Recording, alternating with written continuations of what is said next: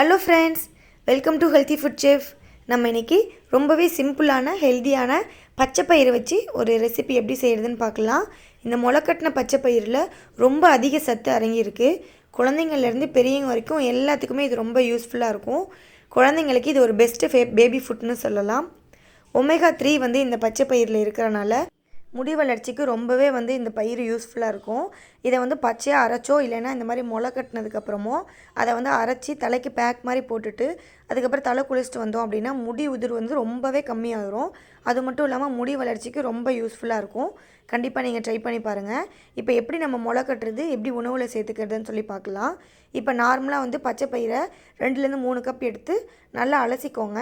அதுக்கப்புறம் நல்லா சுத்தமான தண்ணியில் ஊற வச்சுருங்க. மார்னிங் நல்லா ஊறி இருக்கும்.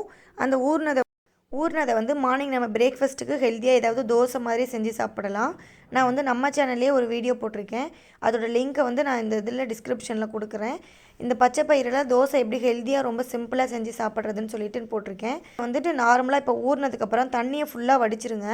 அதை வேறு எதுக்காவது யூஸ் பண்ணிக்கோங்க தண்ணியை. அதுக்கப்புறமே இதை சுத்தமாக தண்ணி வடிச்சிட்டு நார்மலாக மேலே ஒரு தட்டு வச்சு மூடி வச்சுருங்க. அதுக்கு அடுத்த நாள் காலையில் நீங்கள் எடுத்து பார்த்தீங்கன்னா இந்தளவுக்கு நல்லாவே முளைப்பு விட்டு லென்த்தாக வந்திருக்கு பாருங்கள். ரொம்ப சூப்பராக முளைப்பு விட்டு வந்திருக்கும். நீங்கள் துணி வச்சு கட்டி வைக்கணும் அப்படின்லாம் எந்த அவசியமும் இல்லை. தண்ணியை வடிச்சிட்டு மேலே ஒரு தட்டு வச்சு மூடி வச்சிட்டிங்கனாவே போதும். அதுக்கு அடுத்த நாள் ரொம்ப நல்லா லென்த்தாக சூப்பராக முளைப்பு விட்டு வந்திருக்கும். இதில் அதிகமாக இந்த முளைப்பு விட்ட பயிரில் அதிக சத்து இருக்குது. ஸோ இதை நம்ம காலையில் வெறுமனா நம்ம ஸ்நாக்ஸ் மாதிரி சாப்பிட்டுக்கலாம். ஆனால் ரொம்ப அதிகமாக பச்சையாக நம்ம சாப்பிட முடியாது. குழந்தைங்களுக்கும் இது கொடுக்கலாம், ரொம்ப விரும்பி சாப்பிடுவாங்க. இதை வேக வச்சு சாப்பிட்டோம் அப்படின்னா கொஞ்சம் நிறையாவே சாப்பிடலாம், ரொம்பவும் நல்லதும் கூட. ஸோ இப்போ எப்படி வேக வைக்கிறது அப்படின்னு சொல்லி பார்ப்போம். நான் செம்பு குடத்தில் ஊற்றி வச்ச தண்ணியை எடுத்திருக்கேன். செம்பு குடத்தில் இருக்கிற தண்ணியை குடிக்கும்போதும் சரி, சமையலுக்கு யூஸ் பண்ணும்போதும் சரி, அந்த செம்பில் இருக்கிற அந்த அதுவும் காப்பரும் நம்ம உடம்புக்கு ரொம்பவே நல்லது.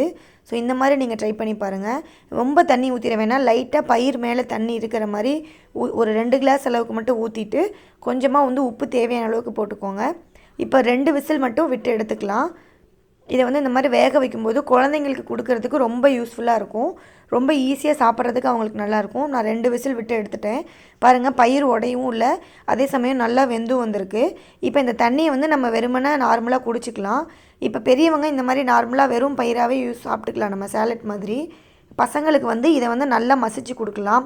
இல்லைனா மிக்சியில் அரைச்சி நம்ம இந்த எக்ஸ்ட்ரா இருக்கிற தண்ணியை ஊற்றியே பிசைஞ்சு கொடுக்கலாம். அதாவது 6+ இருக்கிற பேபிஸ்க்கெலாம் இது ரொம்ப யூஸ்ஃபுல்லாக இருக்கும். ரொம்ப உடம்புக்கு நல்லதும் கூட.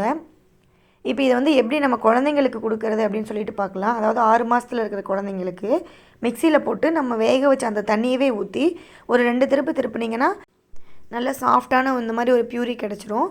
ஸோ இது மாதிரி கொடுக்கும்போது குழந்தைங்க சாப்பிட ரொம்ப ஈஸியாக இருக்கும். ரொம்ப உடம்புக்கு நல்லது, நல்லா விரும்பி சாப்பிடுவாங்க. கண்டிப்பாக ட்ரை பண்ணி பாருங்கள். மீண்டும் இன்னொரு ஹெல்த்தியான ரெசிபியில் சந்திக்கிறேன். தேங்க்யூ. Happy cooking. மறக்காமல் என் சேனலை சப்ஸ்கிரைப் பண்ணிடுங்க.